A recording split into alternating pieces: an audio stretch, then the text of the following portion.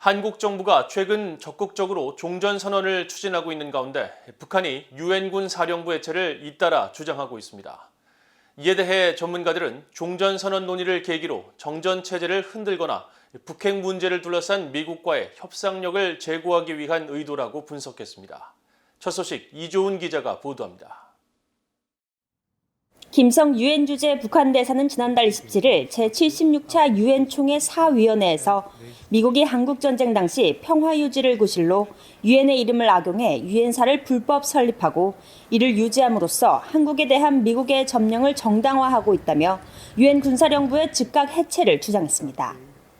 이어 지난 4일 유엔 총회 6위원회에서는 유엔 북한 대표부의 김인철 1등 서기관이 유엔사는 유엔과 관련이 없는 미군 사령부에 불과하다고 주장하는 등 북한은 최근 미한 간 종전선언 논의가 이어지는 과정에서 유엔 군사령부 해체 주장을 한층 부각시키고 있습니다.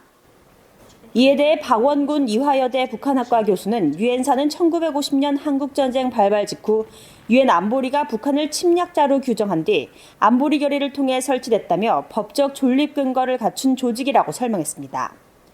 그러면서 북한이 최근 유엔사 해체론을 부각하는 이유는 종전선언 논의와 연계시켜 국제사회의 미국의 대북 적대시 정책의 부당함 같은 자신들의 주장을 선전하려는 의도라고 분석했습니다. 종전선언이라는 것이 의미하는 게 북한과 미국이 더 이상 적대 관계가 아니다라는 거잖아요. 전쟁 관계는 끝났다라고 종식을 선언하는 성명이고 협정은 아니지만 그렇다면은 원래 유엔사가 구성된 최초의 목적이 사라지는 거죠. 당연히 그렇기 때문에 유엔사 해체 주장이 나올 수 있는 거고 그 논리를 확정하면 주한미군 주둔 한미동맹 구성도 다 마찬가지로 적용이 될 수 있는 것이죠.